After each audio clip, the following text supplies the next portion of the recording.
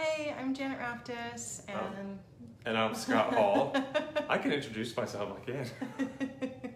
sometimes I wonder.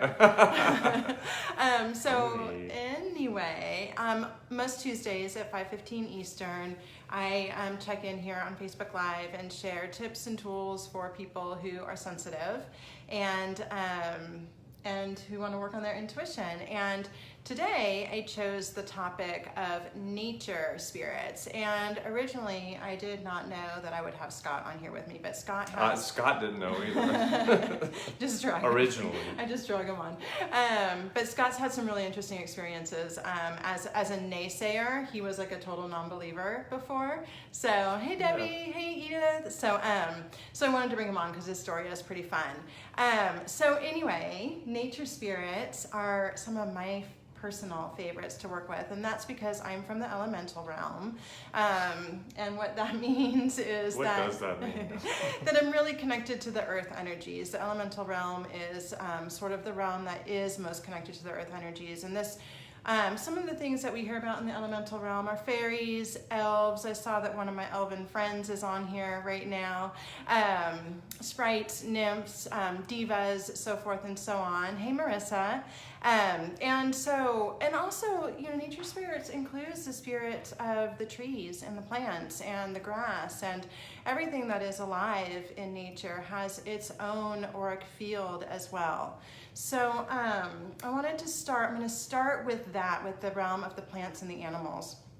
So every tree, every flower, every herb, every blade of grass has an energy field around it. And I actually remember the first time I really saw energy around plants was when I was, because I was still pretty shut down at this time, but I was on an amazing tour, a backpacking tour through South America, and I was doing a 3-day hike up to Machu Picchu. And I remember getting up to this crest over a huge valley and looking out, and I remember that I saw the entire mountainside pulsing with energy, and I think that was like before the ayahuasca stuff. There was no ayahuasca on that trip. And it was one of the most beautiful things that I had ever seen, and I think that was really when I was already really connected to nature, but I think that really pushed me into a much deeper connection with it, because I really saw the life force energy within it.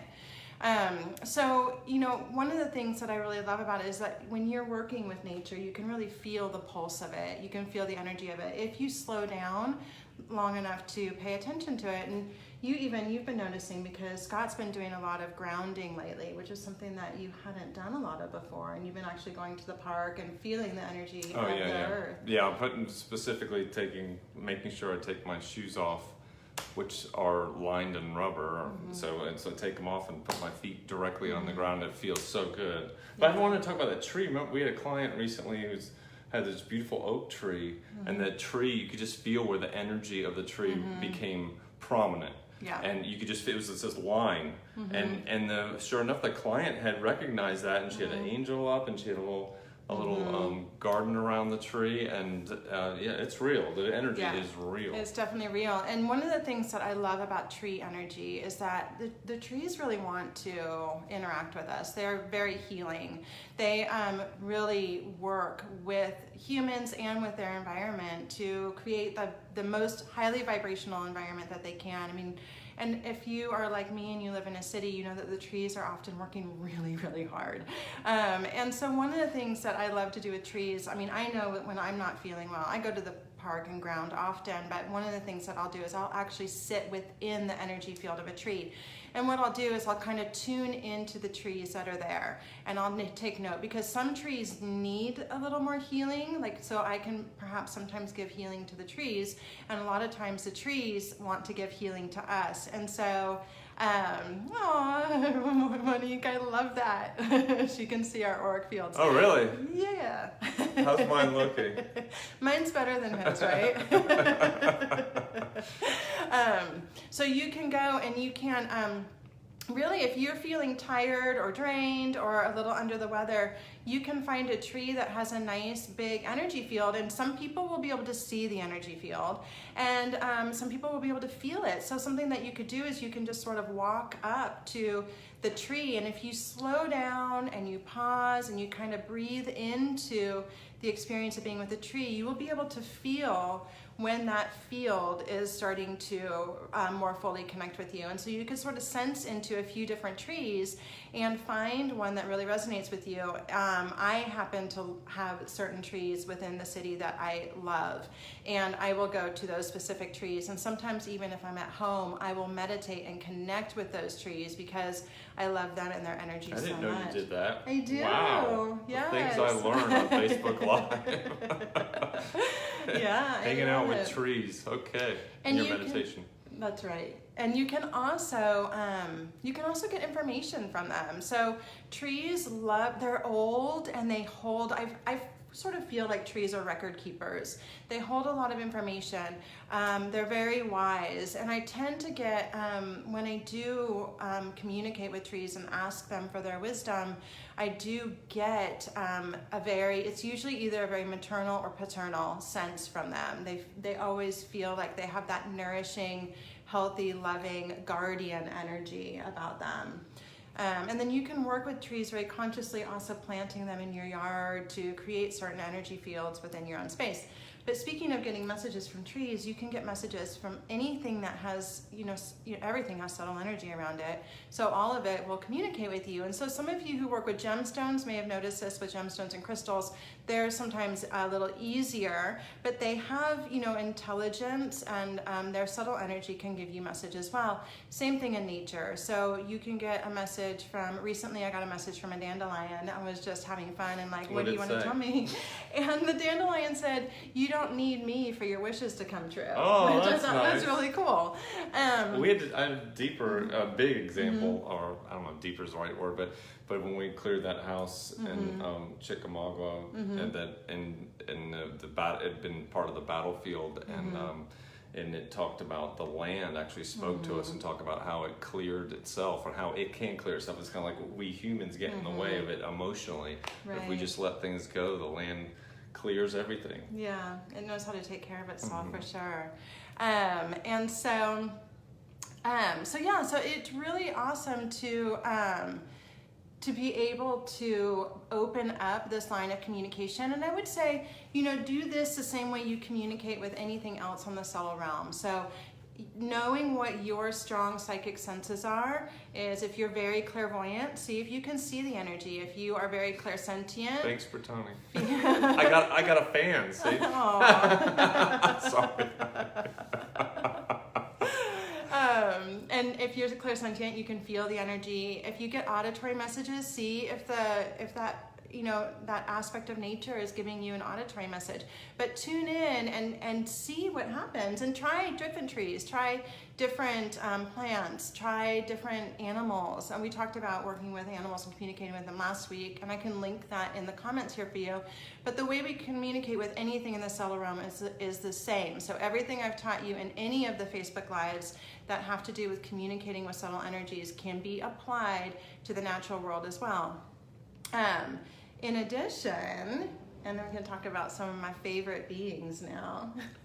Fairies, right? Yes, when we talk about nature spirits, we are also talking about those in the elemental realm, and that would include fairies, elves, sprites, nymphs, all the pixies. things I did not believe in until I started doing this kind of work. Exactly. So I have a lot of fairy energy around me. And Scott, when we first started dating, was like, yeah, whatever. And then you call me, and then she called and said, I'm on, a client is seeing something around me. Can you get on? It was a Skype call. Skype and see it. And sure enough, I'm watching her, and there are these white things flying around her, and they look like big insects, but they would have been dark, and I'm a photographer, so I can figure out the lighting conditions. It didn't make any sense that they were white. And I saw one, I could clearly see its wings. I said, "Are you seeing that?" She's like, "No, I'm not seeing anything." And these things are flying by her, and they were fairies or little fairies or something. Yeah. It was He crazy. was like, you do have fairies around you. Yeah, we need to try to do that again. That was so cool. I want the evidence. It was really cool. But you got some more evidence, because when we went up to our first retreat at Fire Creek, which was my second time there, so I already knew that there were fairies all over the place. But when we did our first retreat there, we found a fairy ring there, and I think Scott, even though he had seen I connected to them somehow, which is like I didn't expect to. Yeah, even though he'd seen them around me previously, he was still naysaying, which. Yeah, and then there they were, and they were telling me things, and they told me what to do with the group and to get in a circle and everything. And it was while I was doing it, I was just amazed that stuff's real. And since then too, I've and perhaps before then as well, I've seen like forest nymphs for spirit guides for clients. These like I remember this one little boy, and he just looked like he was from the forest. He was green, his skin was green, and he was leaves all over him and stuff. And I was like, what the heck? So yeah, this stuff is real.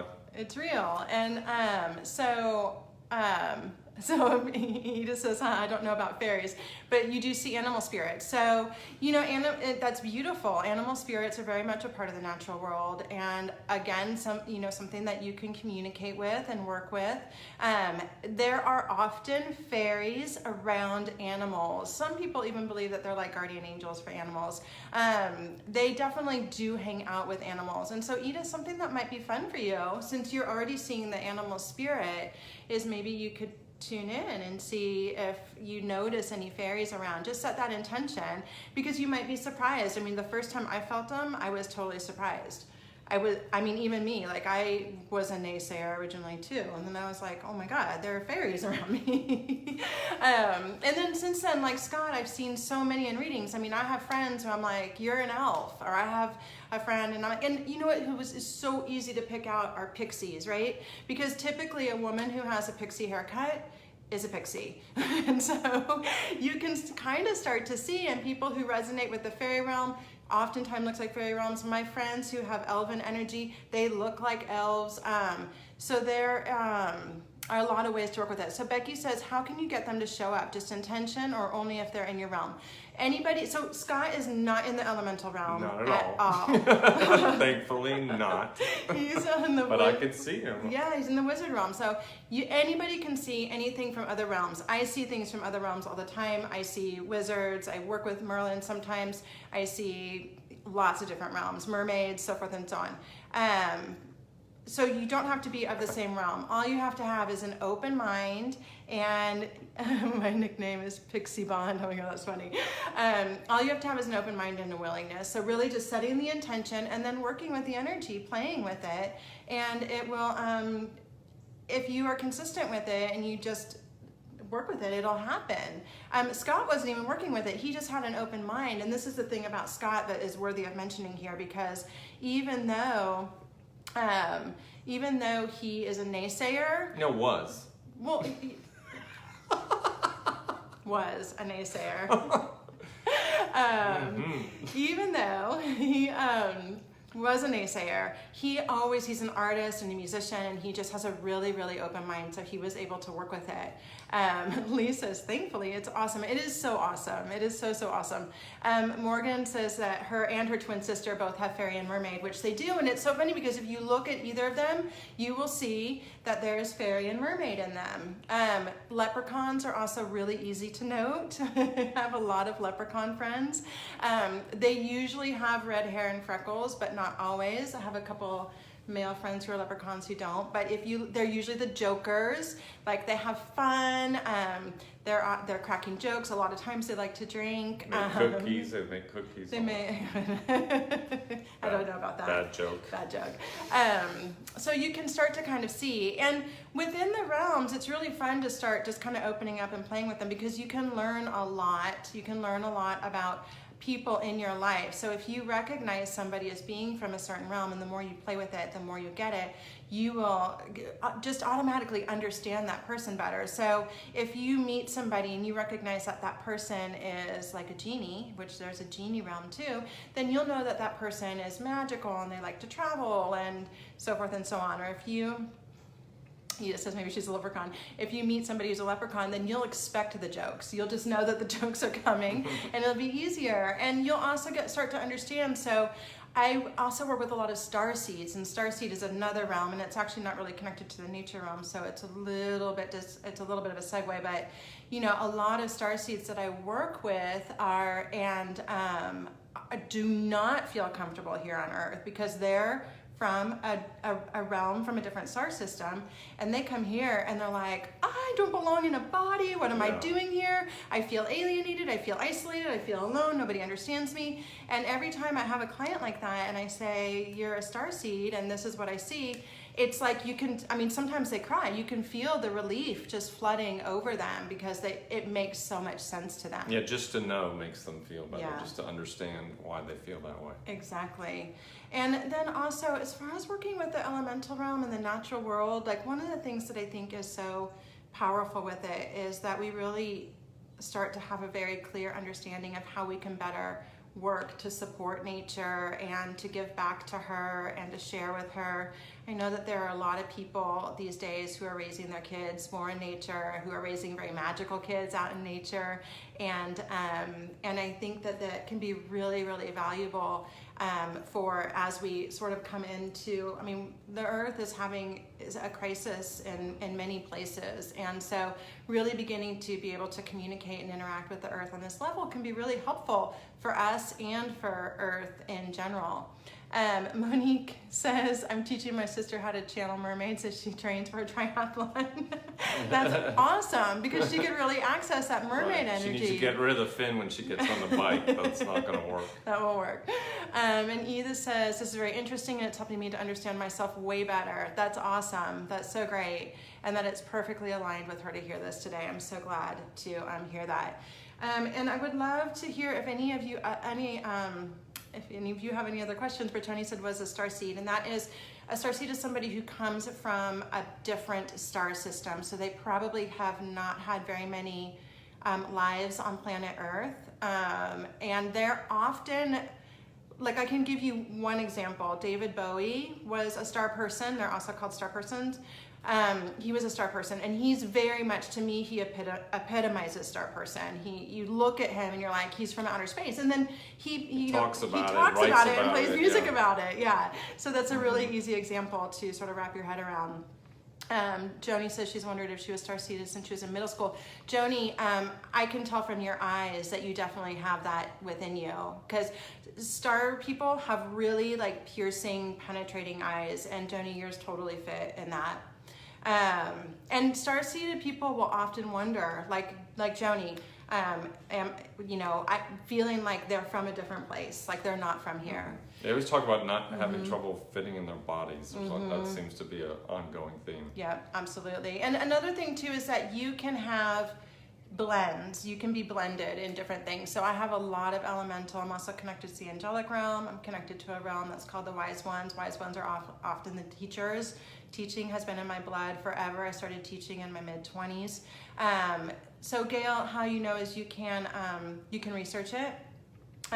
You can kind of tune in and like ask yourself, like, where do you feel most comfortable? If you feel most comfortable in nature, if it's your happy place, then you're probably elemental. If water is your happy place, then you're probably like a mermaid, or maybe connected to the dolphin realm in some way, shape, or form.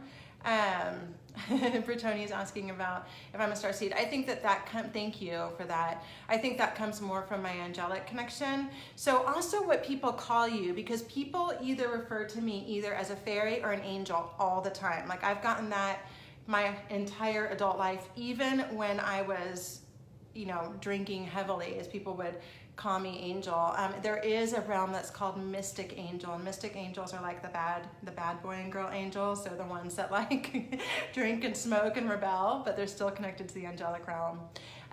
Gail says nature and trees are her happy place, so you definitely would have at least a lot of elemental within you.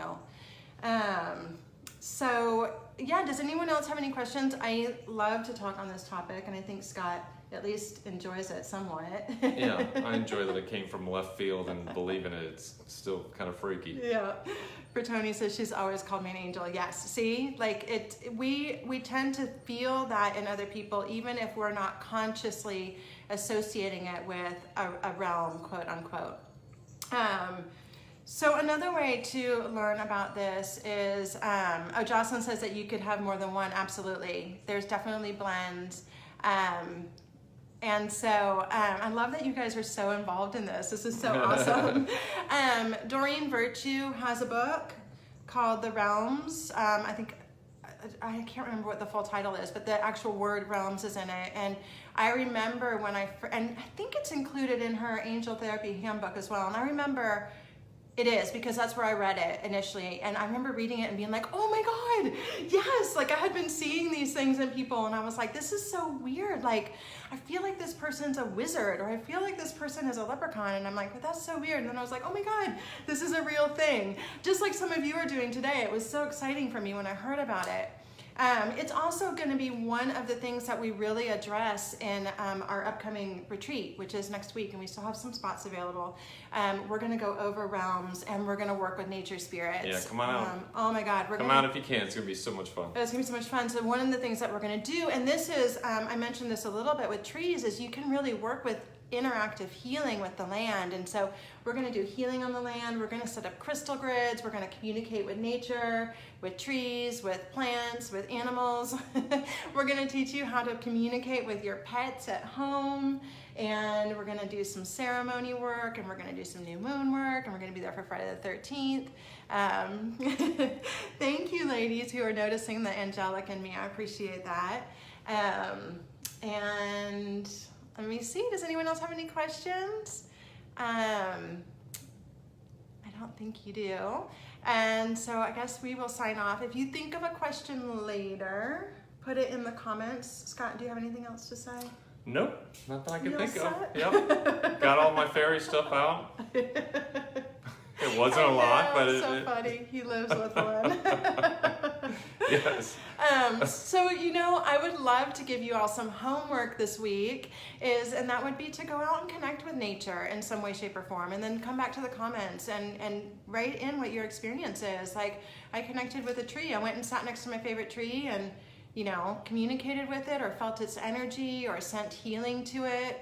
I gave it a hug, or I connected into the fairy realm and I felt the fairies, or whatever you feel called to, just taking a few minutes to actually go out into the natural world and see where your connection is, and feel it and experience it, and then share it with the rest of us on the comment thread.